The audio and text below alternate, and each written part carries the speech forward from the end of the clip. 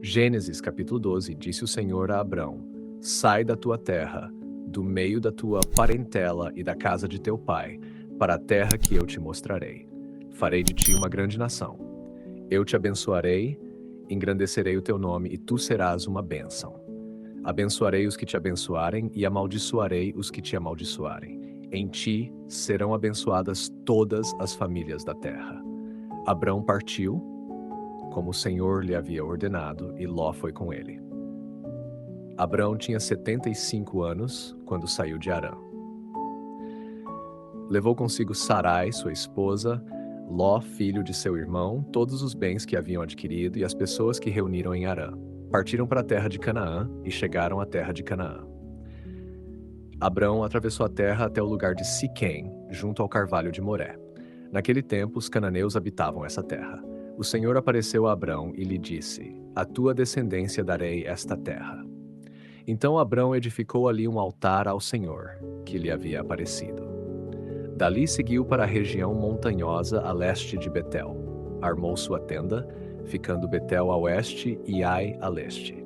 Também ali edificou um altar ao Senhor e invocou o nome do Senhor. Depois, Abrão prosseguiu de acampamento em acampamento, em direção ao Negueb. Sobreveio uma grande fome à terra. Por isso, Abrão desceu ao Egito para ali viver como estrangeiro, porque a fome era muito severa na terra. Quando estava prestes a entrar no Egito, disse a Sarai, sua esposa: Bem sei que és uma mulher de grande beleza. Quando os egípcios te virem, dirão: Esta é a esposa dele.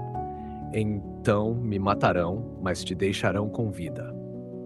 Peço-te que digas ser minha irmã, para que eu seja bem tratado por tua causa e minha vida seja poupada por causa de ti. Quando Abrão entrou no Egito, os egípcios viram que Sarai era realmente muito bela. Os oficiais do faraó também a viram, elogiaram-na diante dele, e ela foi levada para o palácio do faraó. Por causa dela, Abrão foi bem tratado. Recebeu ovelhas, bois, jumentos, servos, servas, jumentas e camelos. Mas o Senhor feriu o faraó e toda a sua casa com grandes pragas, por causa de Sarai, esposa de Abrão. Então o faraó chamou Abrão e lhe disse: Que é isto que me fizeste? Por que não me disseste que ela era tua esposa? Por que afirmaste que ela era tua irmã, de modo que eu a tomei para ser minha esposa? Agora, pois, aqui está a tua esposa. Toma e vai-te. Então o faraó deu ordens a seus homens a respeito de Abrão. Eles o acompanharam para fora do Egito, juntamente com sua esposa e com tudo que possuía.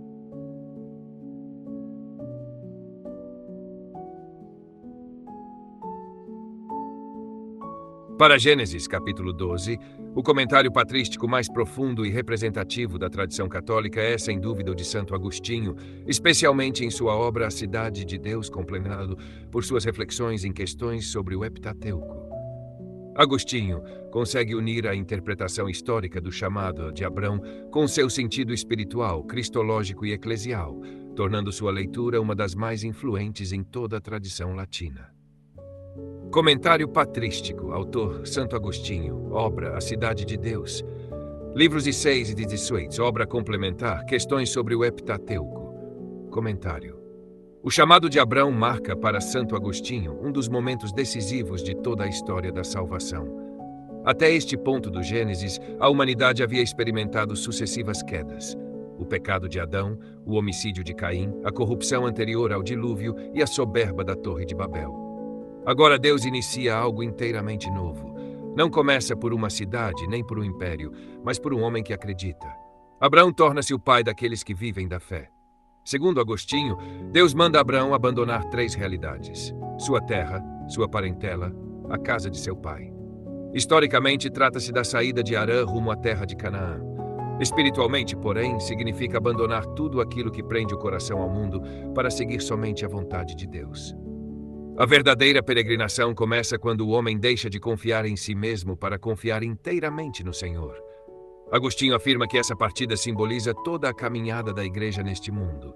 Assim como Abraão caminhava sem conhecer plenamente o destino, também os cristãos vivem como peregrinos, caminhando pela fé rumo à pátria celeste.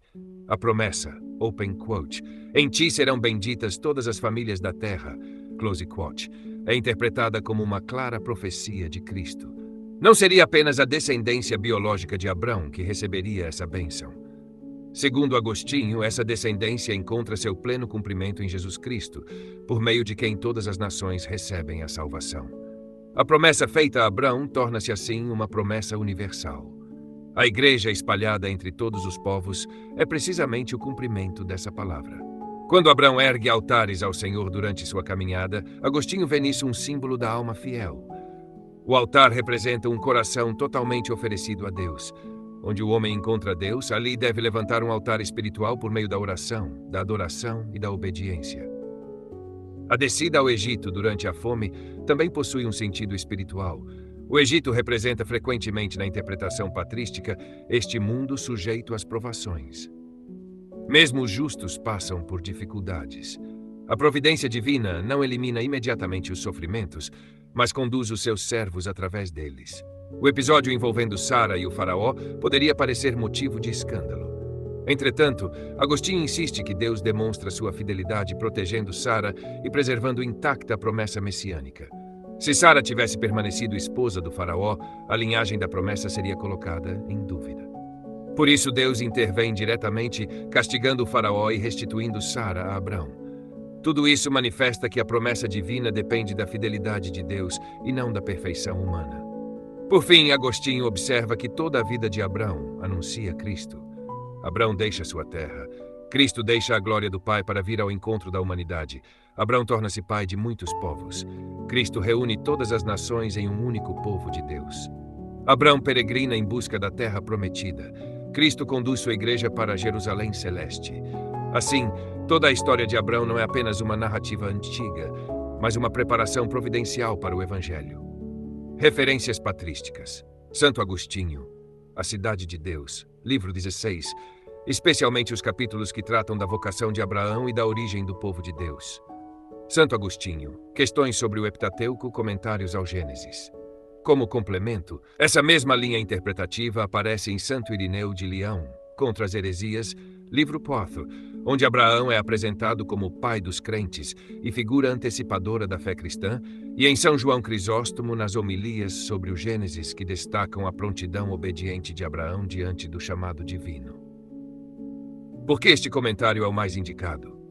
Para um audiolivro católico, o comentário de Santo Agostinho reúne de forma excepcional os 4 sentidos tradicionais da Escritura. Literal, a vocação histórica de Abraão e sua entrada em Canaã. Cristológico, a promessa se cumpre plenamente em Cristo, descendente de Abraão. Eclesiológico, Abraão é figura da igreja, peregrina entre as nações. Espiritual e moral, todo cristão é chamado a deixar suas falsas seguranças para viver da fé e caminhar rumo à pátria celeste. Essa síntese faz da leitura agostiniana uma das mais completas e influentes da tradição patrística para compreender o significado de Gênesis 12 à luz da fé da Igreja.